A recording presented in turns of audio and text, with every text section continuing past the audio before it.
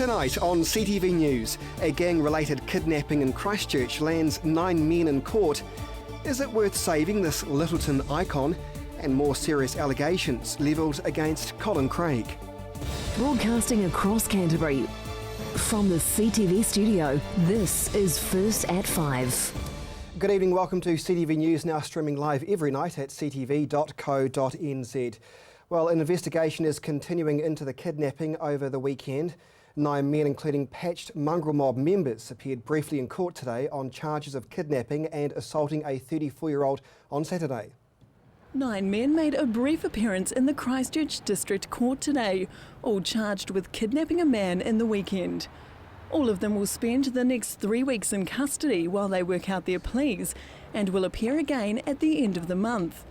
The men have also been charged with intentionally causing grievous bodily harm to the 34-year-old man. On Sunday, the Armed Offenders Squad was used to secure 2 addresses, one in Ajax Street in Shirley and the other in Bowenvale Ave in Cashmere. The 9 men were arrested shortly afterwards. Police say the case is an ongoing investigation and intend to speak with other people. Police say all 9 men were known to each other and there are no immediate concerns for the safety of the wider public. A man suspected of holding up a dairy at gunpoint is thought to have killed himself shortly after. Police say the man presented a handgun at the Mauriha dairy on Saturday morning after robbing a small amount of money. He was seen leaving the scene in a Ford sedan. The man was later found dead in this car in Brooklands. Police say the death is not being treated as suspicious and more likely a suspected suicide. Police, though, say they're continuing to investigate. Well, it's older than the Titanic and much safer. But if the historical Littleton Tug doesn't get more funding, it might not be staying afloat for much longer. Here's Jared McCulloch. It's still chugging along for now. This historic tugboat has just received a new lick of paint, getting prepared to set sail into the harbour. The Tug Littleton here has been on the dock for about a month.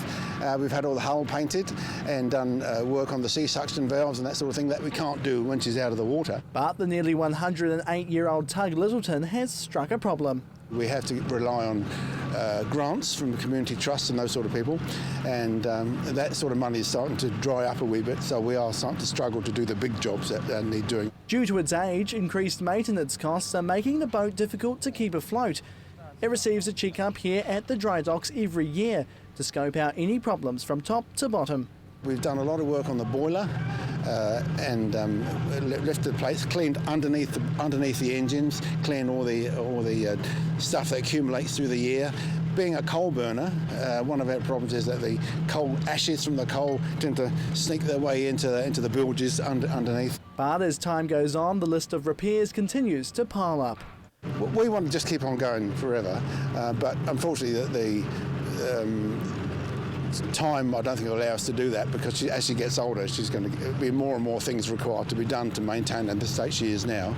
So we really need a huge loan from somebody to do the big jobs that we can foresee in the next few years are going to have to come along and get done. Jeff says he's not certain how much cash is needed to complete work on the growing issues, but he reckons it could reach close to $1 million. The tug made its journey from Glasgow back in 1907 and has since been a vital part of the harbour's operations alongside its sister ship Littleton Tug. It served its time up to the 60s, but with new technologies and better ships available, this little old tug was destined for the scrap heap. Locals thought, no, she's too good to be scrapped, so they said to the Port Littleton Harbour Board at that stage, if we form a preservation society, can we look after her? They said, sure. This group jumped on board and kept on with its upkeep, running harbour cruises around Littleton. They bought the tug for just $1 and have looked after it ever since, but the steam's looking to run dry if work can't be poured into it soon. We are all volunteers, and without the input of these guys, we just couldn't run. They come up, they turn out on days like this. I think they love it as much as I do. But he says the funds have been slim since the earthquakes, leaving some uncertainty for the historic tug's future. Will come a time, probably within the next 3 or 4 years, where we've got to say, right, now's the time to stop and do a major job on it. They'll be hoping it'll be full steam ahead, ready for their summer season. Jared McCulloch, CTV News. Well, it's the first cadetship program of its type, and there'll be more to come in Christchurch. Today, the airport showcased its Air Bridge graduates today. Here's Chelsea Daniels.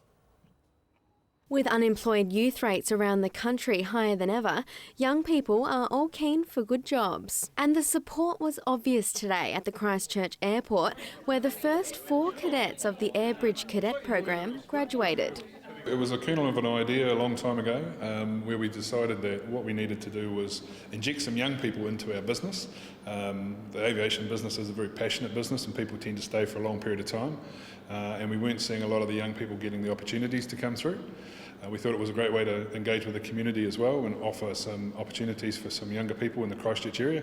The cadets were able to dip their feet into a wide variety of areas within the aviation industry, from managing customers to baggage handling.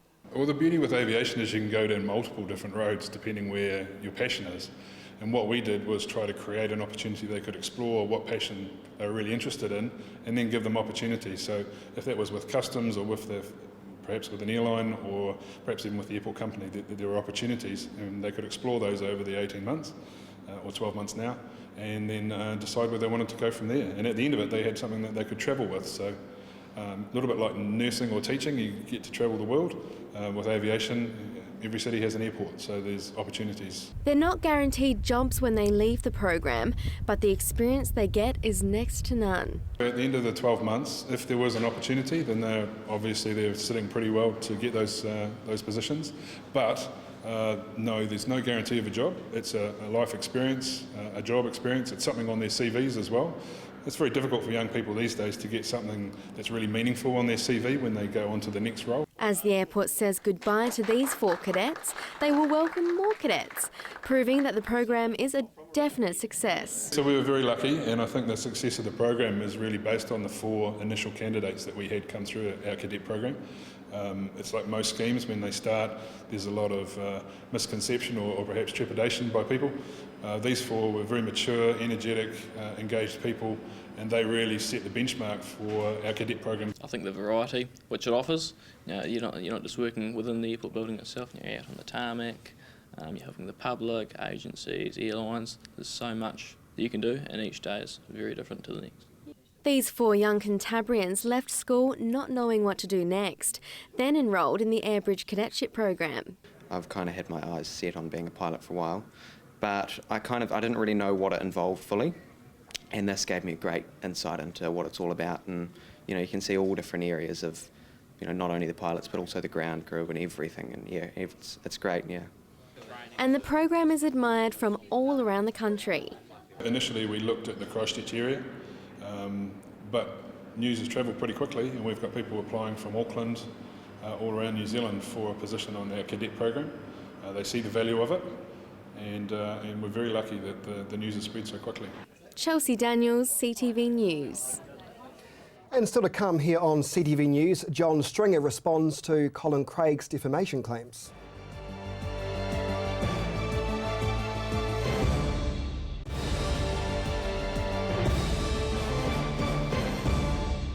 Welcome back to CTV News. Has Colin Craig committed serious offences? Well, that's what the Conservative Party's former chair, John Stringer, says. A short time ago, I spoke with him. So your beef with Mr Craig now is that he's breached election rules? Well, it's actually been a concern that several party members have had, and we've actually been looking into this for quite some time before all the other stuff came up. Have you approached Mr Craig over these? No, I haven't, because we've been researching the documentation, but Colin won't talk to me. He hasn't even filed his court papers. So the details, what's your main beef? The fact that he's omitted paying, you say here, invoices and failed to vouch for design and pre-production costs of his launch banners. It doesn't sound like the smoking gun perhaps it was supposed to be, or is it? Well, he's actually over the cap, that's the first thing. He's omitted big ticket items on his expenses return, and he's falsified returns for 5 other M30 returns and 5 other electorates. So he's moved lesser expenses into other electorates and shifted things around to keep electorates under cap, using East Coast Bays as a collecting place for different expenses. And that's an illegal practice, and it's a corrupt practice. So you allege these serious practices, but why not have a conversation with him and whoever's left of the board and say what's going on here, as opposed to go public? I've tried. We've had more than 6 meetings with the board to try and get Colin to talk about these things, but he refuses to attend. I've texted him and said, look, why don't we sit down and have a coffee and let's talk this out man to man. I suggest we have a YOLTA conference. No reply. The only people I've heard from are his solicitors saying they would file papers within 48 hours. That was 2 weeks ago. So he's very, he just won't communicate. Except through the media. Why should the public care now the fact that we are still talking about a person, although he got close to becoming or having a seat in Parliament, but he didn't. So why should we care now though, John?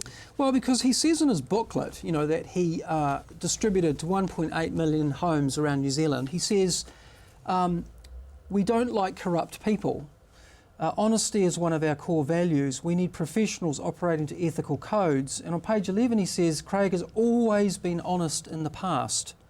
So I want to hold Colin Craig to the very criteria he says he espouses in this thing that's gone into our letterboxes. So, he's being hoisted on his own petard, and I challenge him to explain the documents away. Why are the invoices that I've supplied missing from his M30 return? What did you make of that when you got that in the post? I thought it's a piece of hagiographic conspiratorial fiction. It's just full of untruths. There are people in here. I've never met Cameron Slater. I've never met Jordan Williams.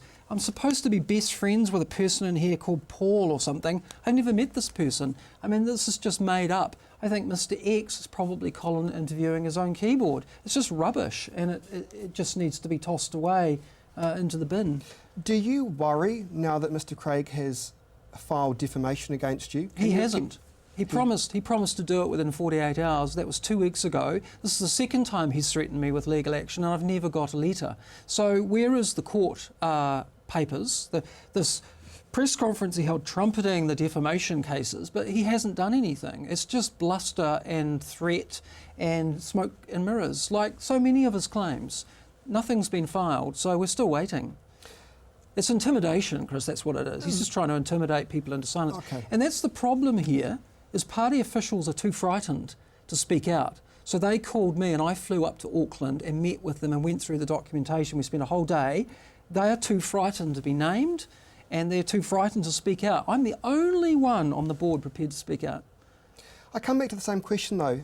We're talking about a gentleman with the greatest respect who's not in Parliament, so why should the general public give two hoots about what Colin Craig does or doesn't do? Well, because he's proposing to come back as the leader of the Conservative Party. He's not accepting that he's resigned. So do you suspect that he still has a great support mechanism behind him for him to be able to achieve that? Because if you didn't, you probably wouldn't bother with this right now. Well, he's hijacked the party database and he's hijacked all the resources. The board cannot get access to the resources that belong to us, and he's putting out updates as the leader. If you read this, page 3, he still refers to himself as the leader of the Conservative Party.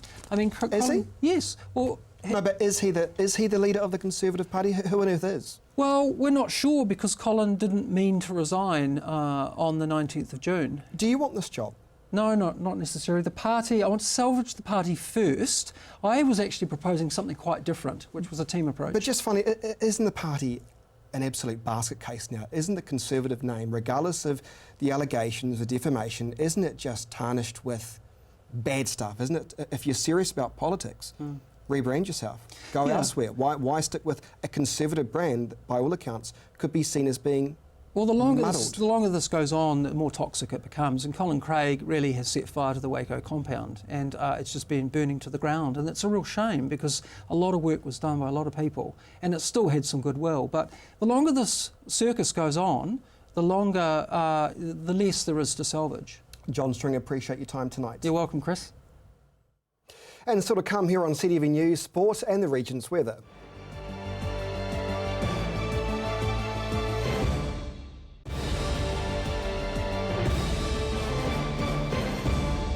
Welcome back to CTV News. Now here's Gordon with a roundup of the weekend sport action.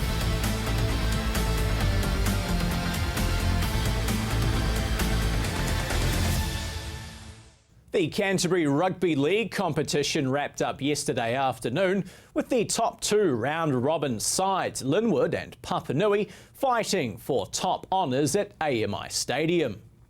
Near-freezing conditions greeted the Tigers and Kias as they took to the park for this year's grand final. This was the fourth time the two sides had met this season, with the Kias looking to continue the dominance they had over their opposition a fortnight ago when they had a one-sided win over the Tigers. And it was the Kias who made the most of the early exchanges, grabbing the first try of the afternoon to take an early 6-0 lead. The Tigers dominated possession for much of the first half, but failed to come away with any reward as Linwood took an 8-0 lead to the break, their big forward pack showing their dominance. The second half saw the Tigers find the creativity needed around the try line as they got their first of the match, and it was game on at 8 points to 6. Linwood had the perfect reply though, grabbing an unconverted try to make it 12 points to 6. Another Papanui try followed by a penalty, and with time winding down, it looked like Papanui were going to take it with a 2-point advantage. Then, just moments away from full time, the Tigers concede a penalty and the Kias don't miss their opportunity, tying the game at 14-all. With extra time came the sleet and snow.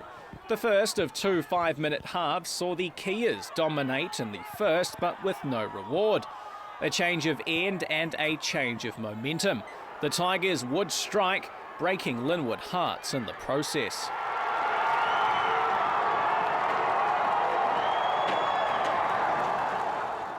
The Tigers had won their first title in 17 years. The team had come from being the competition dwellers just 3 years ago to now be right on top. Moments after the final whistle, Captain Isaac Placid was quick to pay tribute to his side's hard work. The differences between the last 3 years, they turned up to training every time, committed themselves, had dedication, and they wanted it and they were hungry. In the past, we haven't had that, but this year it changed. And that's what that team, they had dedication, gave us it all, gave their everything, and just gave it 100% all the time. He's also confident the team will build on yesterday's success and look for more in the future. This is just the start of our campaign from starting it from 98. We've been in the last grand finals in 2008 and 10.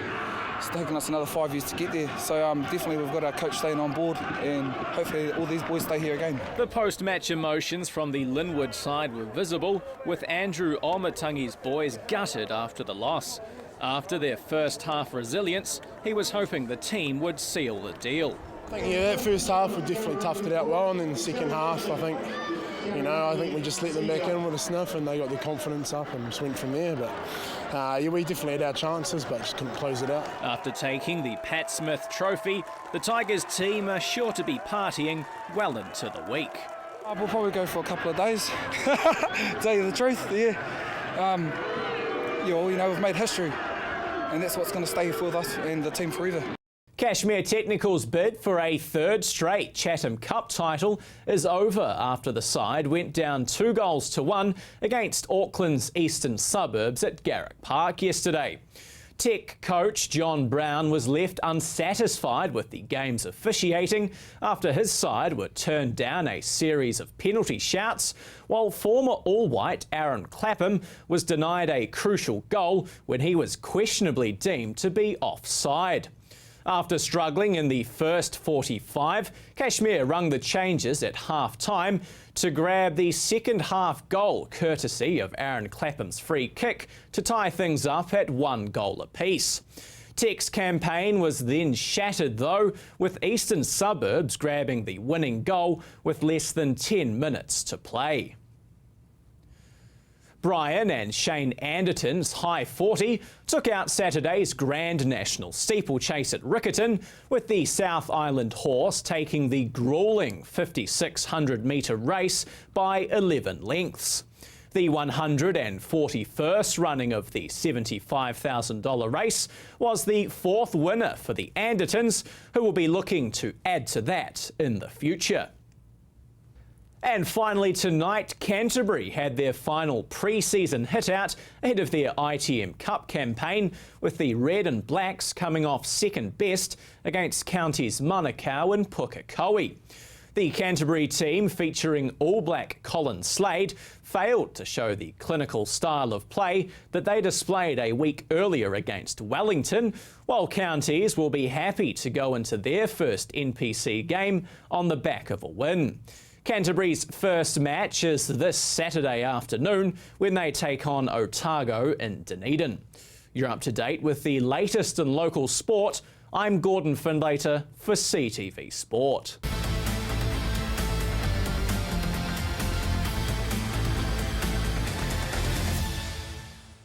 Thank you, Gordon. Now here's Mercy with a look at your regional weather forecast.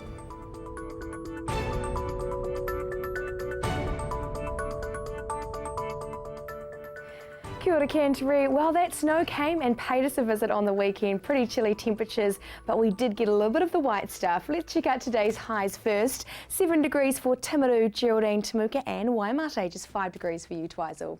Central Canterbury, a little bit of rain today amongst cloudy and sunny patches. 7 degrees for Christchurch, Akaroa and Leaston. 6 degrees there for Ashburton and Darfield, and just 4 for you, Methven.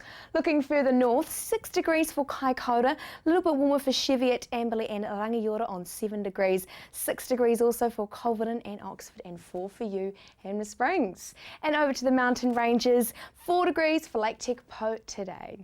Let's check out tomorrow's weather for the major centres. Timaru, a few southwesterlies easing tomorrow though, cloudy patches for you and sunny breaks as well, 8 degrees for your high. Looking to Ashburton, very similar picture here. We are expecting these southerly winds to be dying out tomorrow, 8 degrees for your high and -2, could be a bit frosty for your morning. Over to Christchurch, again, expect those frosts tomorrow morning, wrap up warm. Could be a little bit of rain for your morning as well. And over to Kaikoura, cloudy patches and sunshine for you, a little bit of chance rain for your day and southwesterly winds. Let's see what the rest of the Canterbury region is up to tomorrow. Sunny skies and cloudy patches with southwesterlies for most places here, 6 degrees for Temuka there. Central Canterbury, again, we're seeing mainly fine, but we are seeing cloudy patches. Southerly winds easing for most places. A little bit of rain there for Akaroa on 8 degrees. Moving further north now, a similar picture here. The sun could be peeking through the clouds for most places tomorrow. 8 degrees there for Cheviot, Culverden and Oxford. Southerly winds again easing. And over to the Alpine region, sunny skies for everyone, 5 degrees there for Arthur's Pass. Let's see what we can expect for Wednesday and Thursday. Wednesday, temperatures are increasing slightly. We're seeing a few gusty northeasterlies for Christchurch, particularly in eastern suburbs, and a mainly fine day. Flipping over to Thursday, again, we're seeing these northeasterly winds come through and northerlies for Kaikoura and Christchurch. Could be a little bit of rain in the evening for Ashburton and Timaru. Looking to the upcoming days for the rest of the Canterbury region, we're seeing those sunny skies with cloudy patches on Wednesday. Northeasterly winds breezing on through, and again, lovely and sunny up further north. Flipping now over to Thursday, with northeasterlies coming through again, but could be a little bit of chance showers for some places. Inland basins, heavy showers for you. Cloudy patches as we head further north with these northerly winds. So over the next few days, we are expecting it to warm up a little bit. These northerly winds coming through rather than those cold southerlies. We are also expecting those frosts though tomorrow morning, so be prepared for those. And that's your weather for Monday.